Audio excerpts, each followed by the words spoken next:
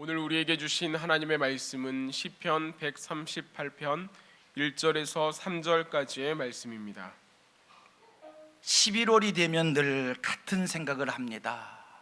11월에 추수감사절이 있어서 그런지 이 11월 달이 되면 지난 1년을 돌아다 보면서 나는 금년에 무엇을 감사해야 될까라고 하는 것을 늘 생각을 합니다. 여러분, 올 한 해 돌아보면서 여러분들은 무엇을 감사하실 수 있는지요?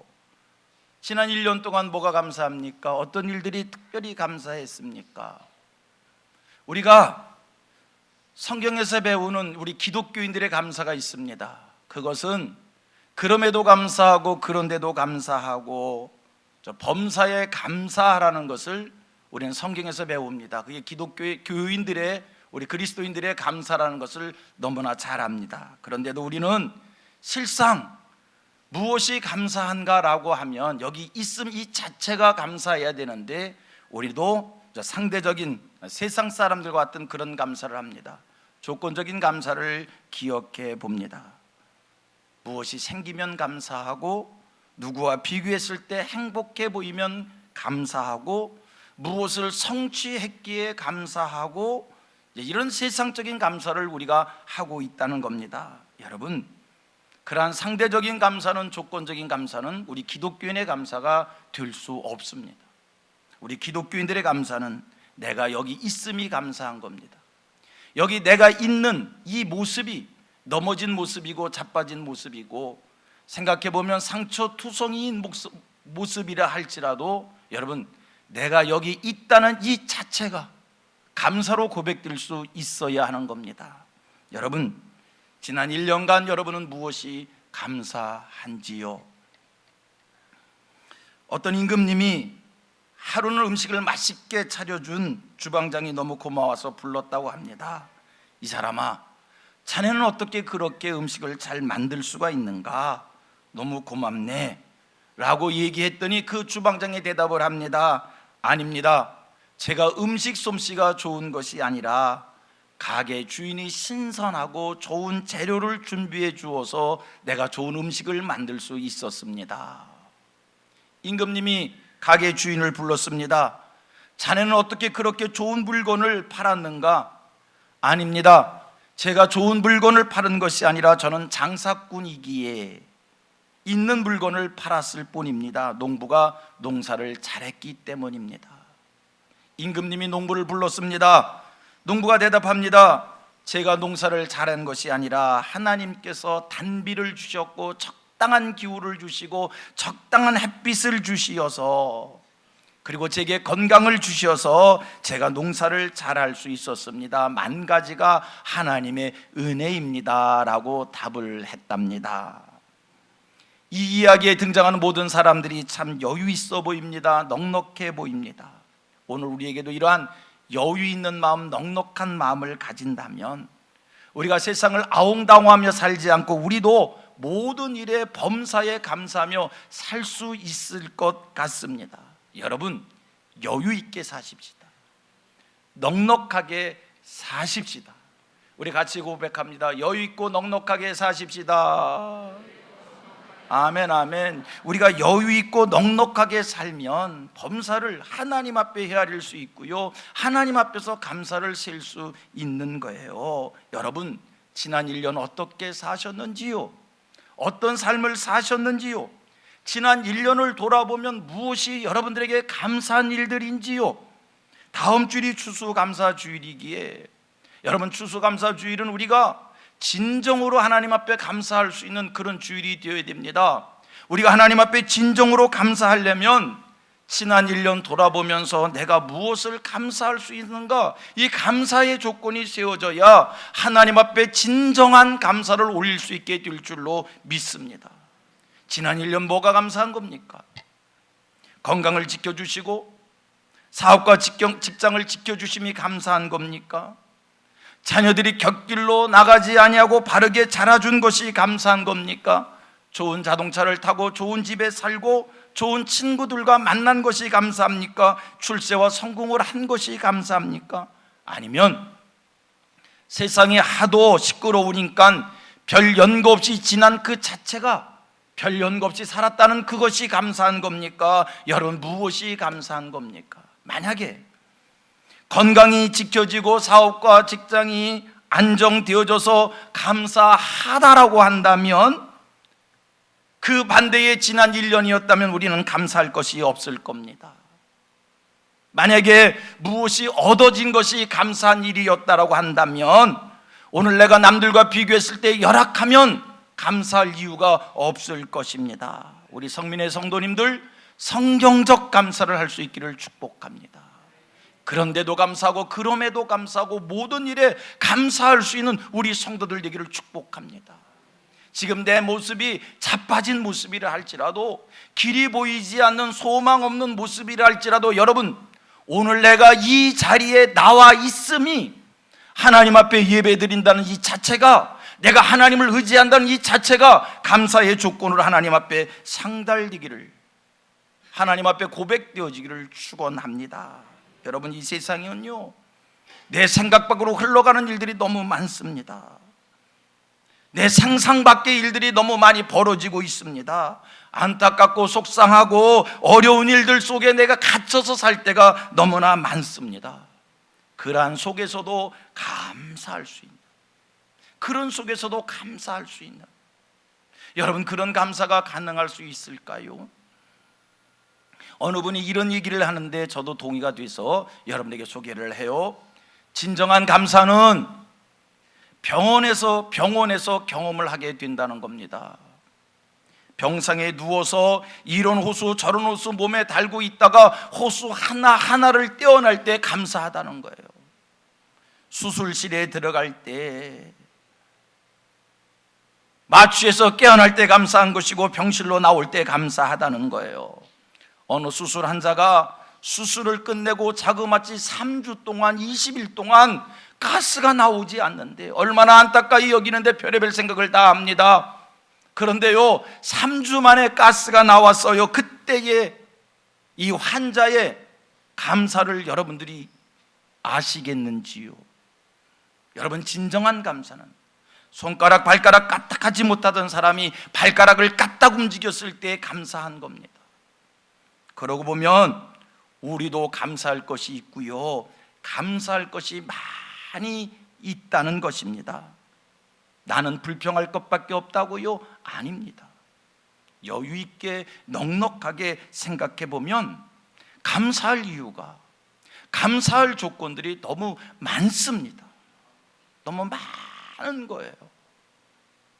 은혜로 생각해 보면 여기 계신 여러분들, 세상을 다 가진 사람들보다 더 감사할 수 있는 그런 신앙의 배경을 가진 사람들입니다.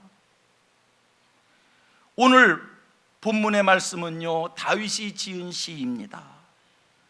다윗은 고백하여 말하기를 주께 전심으로 감사하겠다는 거예요. 여러분, 주께 전심으로 주께 감사하겠다, 전심으로 주께 감사하겠다는 이 말의 의미가 뭔지 아시겠어요? 온 마음과 온 정성과 온 성품을 다하여 주께 감사하겠다. 여러분, 여기서 전심이란 얘기는 내가 하나님 앞에 진실되게 감사하겠다, 한결같은 마음으로 감사하겠다, 변함없는 충성의 마음으로, 충정의 마음으로, 충심의 마음으로 하나님께 감사하겠다라고 하는 그러한 고백입니다. 시편 기자, 나는 하나님 앞에 전심으로 감사하겠다는 거예요. 변함없이 충심의 마음으로, 한결같은 마음으로, 온 마음과 온 정성과 온 성품을 다하여 하나님 앞에 감사하겠습니다. 여러분, 오늘 본문을 3절까지만 읽었습니다만 쭉 내려가서 7절 말씀에 보면 환난이라는 단어가 나와요. 우리 같이 7절 말씀을 읽겠습니다. 7절입니다. 시작. 내가 환난 중에 다닐지라도 주께서 나를 살아나게 하시고 주의 손을 펴사 내 원수들의 분노를 막으시며 주의 울음소리 나를 구원하시리이다. 지금 다윗이 하나님께 전심으로 감사하겠다는 것은 내가 남들보다 더 좋은 환경, 내가 남들보다 더 좋은 위치, 내가 모든 것을 다 가졌기에 형통하기에 감사하겠다는 게 아닙니다. 7절 말씀을 보니까 내가 환난 중에도 주께 전심으로 감사하겠습니다. 7절 말씀을 보니까 원수들의 분노 앞에서도 내가 주께 전심으로 감사하겠다라고 그렇게 고백을 합니다. 지금 무엇이 있어서만이 아니라 내가 이 세상을 살아가면서 일이 잘 안 될 때에도, 이런 일 저런 일로 시달릴 때에도, 힘든 중에도 내가 하나님께 감사하겠습니다. 여러분, 다윗은요 파란만장한 삶을 산 사람입니다. 여러분 아시지요? 다윗이 이스라엘의 왕으로 올라가기 전 그는요 환난 속에서 만 가지 일들을 경험했던 사람입니다. 원수들에게 쫓겨서 사울왕이 그를 원수시 여기고 죽이려고 할 때에 그 죽음을 피하겠다라고 미친 척하면서 침을 질질 흘리면서 그렇게 위기를 넘겼던 사람입니다. 다윗은 그런 환난을 경험한 사람이고 원수의 칼날이 얼마나 흉측스러운 것도 경험한 사람입니다. 그런데 지금 다윗의 고백이 뭡니까? 나는 환난 중에도 원수의 분노를 앞에서도 나는 감사하겠다는 거예요. 여러분, 도대체 그가 어떤 신앙을 가지었기에, 무엇 때문에 환난 중에 전심으로 하나님을 감사하겠다고, 원수들의 분노 앞에서도 전심으로 하나님께 감사하겠다고 그런 신앙 고백을 할까? 우리 성민의 모든 성도님들이, 이 자리에서 예배하시는 여러분들이 이런 신앙을 갖게 되기를 축원합니다. 지난 1년간 힘드셨습니까? 어려우셨습니까? 만 가지가 고통스러웠습니까?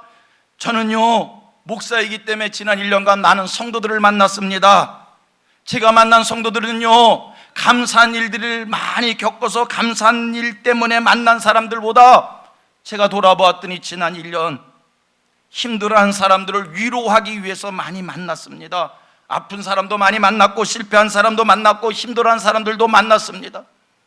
삶이 얼마나 힘든지 성도들을 신방하면서 그들의 이야기를 들으면 제가 할 말이 없어요. 드릴 말씀이 없어요. 그래서 그냥 묵묵히 들을 수밖에 없는, 마음이 미어지는 마음으로 들을 수밖에 없는 그런 성도들을 너무나 많이 만났어요. 하지만 여러분, 오늘 내 형편이 그런 형편이라 할지라도 할렐루야, 오늘 하나님께서 다윗에게 주신 그 은혜를 내게도 나에게도 주시면 여러분, 우리도 전심으로 여호와께 감사를 하게 될 줄로 믿습니다. 이 땅을 사는 사람들을 보면 생각 없이 사는 사람이 있고요, 불만과 불평을 늘어놓으면서 사는 사람이 있고요, 그런데도 감사하고 그럼에도 감사하며 사는 사람들이 있습니다. 생각 없이 사는 이들이 아니라, 불평하며 사는 이들이 아니라, 그런데도 감사하고 그럼에도 감사하고 범사를 감사할 수 있는 우리 성도들 되기를 축복합니다. 자, 다윗 어떠했기에 환난 중에도 원수들의 분노 앞에서도 그렇게 감사하겠다라고 하는 고백을 할 수 있었는가? 다윗이 어떤 신앙을 가졌기에 그럴 수 있었는가? 오늘 본문 1절과 2절을 다시 한번 읽어보도록 합니다. 제가 먼저 읽겠습니다. 내가 전심으로 주께 감사하며 신들 앞에서 주께 찬송하리다. 내가 주의 성전을 향하여 예배하며 다같이 주의 인자하심과 성실하심으로 말미암아 주의 이름에 감사하오리니. 여기까지. 다윗이 지금 뭐라고 얘기합니까? 주의 인자하심과 성실하심으로 주의 이름 앞에 감사하겠다는 거예요. 그리고 쭉 내려가 같이 읽습니다. 또 계속 읽겠습니다. 이는 시작. 이는 주께서 주의 말씀을 주의 모든 이름보다 높게 하셨습니다. 첫 번째입니다. 다윗이 전심으로 주께 감사하겠다는 것은 무엇 때문에?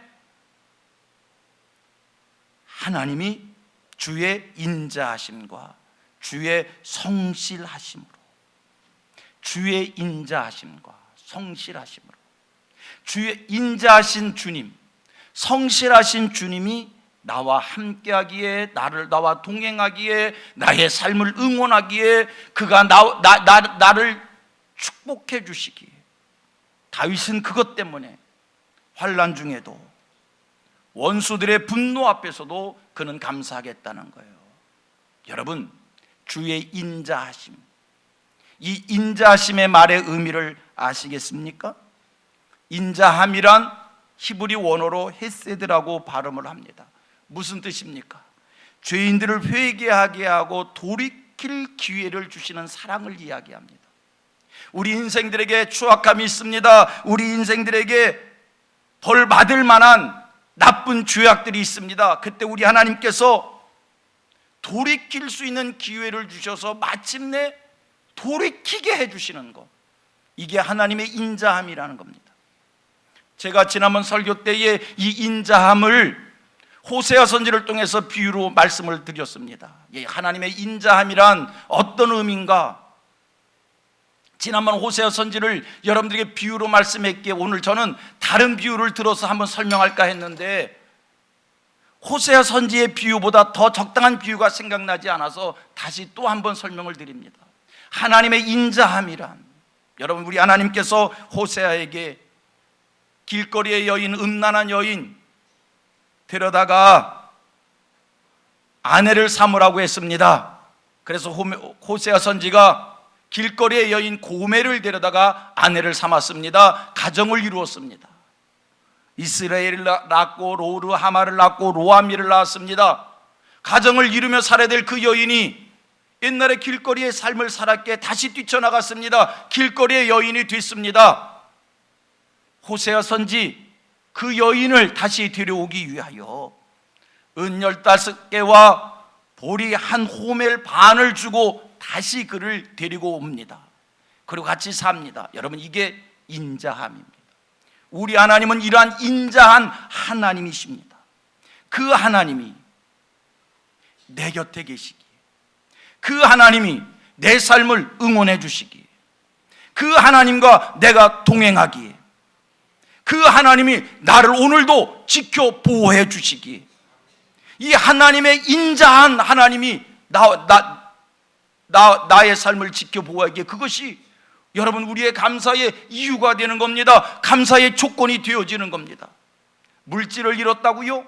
건강을 잃었다고요? 남들만큼 소유한 것이 없다고요? 내게는 인자한 하나님이 계십니다. 하나님은 성실하다고 얘기합니다. 성실한 하나님. 성실함이란 히브리 말로 에메드라고 말합니다. 진실입니다. 하나님이 언약하신 것을 반드시 이루시는 이러한 성실함, 이러한 진실함, 그 하나님이 우리의 삶을 지키시는데, 그 하나님이 오늘도 나를 응원하시는데, 그 하나님이 오늘도 나의 편이 되어 주셨는데, 내가 이 1년을 사는 동안 그 하나님을 버린 것이 아니라 그 하나님과 동행하고 지금 이 자리에 예배하는데, 여러분, 내가 환난을 당한다고 불평하겠습니까? 내가 원수들 앞에 있다고 낙심하겠습니까? 내게는 진실한 하나님, 성실한 하나님이 있기에, 여러분, 이것이 우리의 감사의 이유가 될 줄로 믿습니다. 우리 성도들이 왜 그런데도 감사하고 그럼에도 감사한 겁니까? 내가 그런 일을 당했는데 내게는 하나님이 계신 거예요. 세 번째입니다. 다시 한번 2절 말씀을 읽겠습니다. 제가 먼저 읽겠습니다. 내가 주의 성전을 향하여 예배하며 주의 인자하심과 성실하심으로 말미암아 주의 이름에 감사하오리니, 다 같이, 이는 주께서 주의 말씀을 주의 모든 이름보다 높게 하셨습니다. 또 한 가지 이렇게 말씀합니다. 이는 주께서 주의 말씀을 주의 모든 이름보다 높게 하셨도다. 여러분, 이게 우리의 감사의 이유입니다. 우리 하나님이 어떤 하나님이십니까? 주의 말씀을 주의 이름보다 높게 하시는 하나님. 여러분, 우리 기독교 하나님, 말씀하시고 말씀대로 이루시는 하나님입니다. 우리 하나님은 당신이 말씀하신 것을 한 가지도 부도를 내는 법이 없습니다. 하나님의 말씀은 허공을 치는 메아리가 없습니다. 하나님의 말씀은 말씀대로 열매를 맺습니다. 오늘 여러분들이 성경 말씀 속에서 어떤 말씀을 붙잡으셨습니까? 오늘 성경 말씀 속에서 여러분, 하나님께서 내게 어떤 말씀을 주셨다라고 믿으십니까? 내게 임한 그 말씀, 내가 믿는 그 말씀, 내가 붙잡은 그 말씀은 여러분, 하나님께서 하나님의 말씀을 당신의 이름보다 높게 하시기, 내가 붙잡은 그 말씀, 내가 믿는 그 말씀을 하나님께서 말씀대로 이루어 주실 줄로 믿습니다. 당신의 이름보다 높게 하신 말씀이에요. 지난주에 하나님의 이름에 대해서 말씀을 드렸습니다. 우리 하나님의 이름이 뭡니까? 엘로힘의 하나님, 여호와 하나님, 여호와 니시, 여호와 라파, 여호와 샬롬. 여호와 엘로힘의 하나님, 전능하신 하나님. 여호와 하나님, 약속하신 것을 이루신 하나님, 축복하시는 하나님. 여호와 니시, 승리케 하시는 하나님. 여호와 샬롬, 평강을 주시는 하나님. 여호와 라파, 치료하시는 하나님. 우리 하나님, 이 이름의 능력을 가지고 오늘 여러분들이 붙잡은 그 말씀을 하나님께서 이루어 주실 줄로 믿습니다. 내게 하나님의 말씀이 있는데 감사해야지요. 감사해야지요. 여러분, 하나님의 이름은 거룩합니다. 하나님의 이름은 영광스럽습니다. 그런데 하나님의 말씀은 그 이름의 거룩함과 그 영광보다 더 하나님의 말씀은 높다는 거예요. 그런데 내게 말씀이 있습니다. 내가 말씀을 붙잡았습니다. 내가 말씀을 믿습니다. 내게 임한 그 말씀 하나님이 이루어 주실 줄 믿습니다. 아브라함이 복의 근원이 됐습니다. 어떻게 아브라함이 복의 근원이 될 수 있었을까? 그의 신실함입니까? 그의 성실함입니까? 그의 수고였습니까? 그의 노력이었습니까? 아니요. 우리 하나님께서 아브라함에게 너는 복의 근원이 될지라 말씀을 주셨기에 하나님께서 그 말씀을 이루어 주심으로 복의 근원 된 겁니다. 복음이 땅끝까지 전파되어질 겁니다. 어떻게 땅끝까지 전파되어질 건가? 하나님께서 복음이 땅끝까지 전파되리라 하셨기에 하나님이 하나님의 말씀을 이루실 겁니다. 여러분 아멘 하시길 바랍니다. 여러분들이 붙잡은 말씀인 줄로 믿습니다. 너와 내 집에 구원이 임하리라. 성경 말씀입니다. 내가 믿었습니다. 내가 그 말씀을 붙잡았습니다. 하나님이 그 말씀을 이루어 주실 겁니다. 시작은 미약하나 창대케 되리라. 하나님의 말씀을 내가 아멘으로 받았습니다. 나는 미약하지만 하나님의 말씀이 창대케 되리라는 말씀이 내 심령 안에 있기에, 우리 가정 안에 있기에 마침내 창대케 될 줄로 믿습니다. 나는 넘어졌습니다. 나는 자빠졌습니다. 나는 상처투성입니다. 나는 길이 보이지 않습니다. 나는 막막합니다. 나는 망한 것 같습니다. 그러나 하나님의 말씀이 일어나라. 내가 함께 할 것이다. 내가 새 힘을 부어주실 것이다. 내가 밟는 것은 다 내가 네게 줄 것이다. 너는 세계 모든 민족 가운데 뛰어난 자가 될 것이다. 머리가 될지언정 꼬리가 되지 않을 것이다. 위에 있고 아래 있지 않을 것이다. 내가 그 말씀을 믿게, 내가 그 말씀을 붙잡았기에 하나님이 말씀을 이루어 주실 것이기에, 여러분 이것이 오늘 나의 감사의 이유요, 감사의 조건인 줄로 믿습니다. 넘어지셨다고요? 자빠지셨다고요? 실패하셨다고요? 내게는 인자하신 하나님이 계십니다. 아멘 안 하시네. 넘어지셨다고요? 자빠지셨다고요? 실패하셨다고요? 망했다고요? 내게는 성실하신 하나님이 계십니다. 내게는 이름보다 말씀을 높이 하신 그 하나님, 말씀하시고 말씀대로 이루신 그 하나님이 계십니다. 하여 오늘 우리는 감사할 수 있습니다. 망한 자처럼 보이지만, 실패한 자처럼 보이지만 나는 오늘 감사할 수 있는 겁니다. 여러분, 이 추수감사에 나는 무엇을 감사할까? 2019년도에 나는 무엇을 감사할까? 하나님이 나와 함께 계신다는 것을 감사할 수 있는 여러분들 되시기를 축복합니다. 오늘 여러분들에게 있는 것이 무엇입니까? 내게 물질이 없어도, 건강을 잃었어도, 가정이 흔들리고 세상에서 지위와 명예가 땅에 떨어졌어도, 여러분 내게는 마침내 이루시는 인자하신 하나님이 계시고요,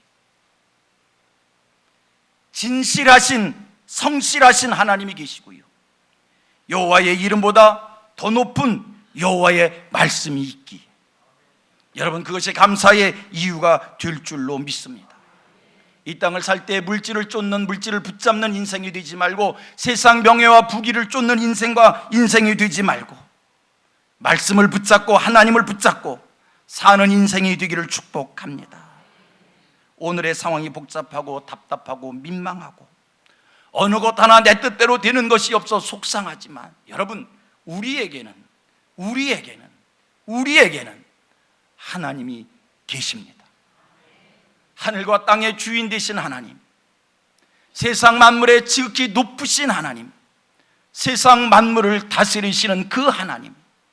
그런데 그 하나님이 저 멀리 계신 것이 아니라 인자한 하나님으로 내게 다가오시고, 성실하신 하나님으로 내게 다가오시고, 말씀과 함께 내게 다가오시었기에, 여러분, 하나님을 의지하는 것으로, 하나님을 믿는 것으로, 하나님을 붙잡은 것으로 감사할 수 있게 되기를 축복합니다. 다음 주일은 감사주일입니다. 감사를 표현하는 주일입니다. 여러분, 어떻게 감사를 표현하시겠습니까? 마음과 뜻과 정성을 다하여 전심으로 하나님 앞에 감사를 표현할 수 있게 되기를 축복합니다. 하나님께서는 당신을 우리에게 주셨습니다. 그 하나님을 붙잡으신 여러분, 하나님께 무엇으로 감사를 표현하시겠습니까? 최선으로, 최상의 것으로, 정성껏 하나님이 기뻐하실 수 있는 그런 감사를 하실 수 있게 되기를 축원합니다. 하나님이 기뻐하시는 감사를 했더니 하나님 우리에게 평강을 주십니다. 하나님 우리에게 은혜를 주십니다. 하나님 우리에게 만족을 주십니다. 하나님 우리에게 새 힘을 주십니다. 일어날 힘도 주시고, 자신감도 주시고, 용기를 주시고, 내가 하나님 앞에 감사를 표현했더니 심령 천국을 이루어 주시고, 하나님께 내가 감사를 표현했더니 우리 하나님께서 감사한 자들이 누릴 수 있는 귀한 은혜의 복을 만 가지를 주셔서 또 한 번 우리가 이 세상을 하나님의 은혜로 승리하게 될 줄로 믿습니다. 하나님 앞에 감사를 진정으로 표현할 수 있는 사랑하는 성민의 모든 성도들 되어지기를 주님의 이름으로 축복합니다.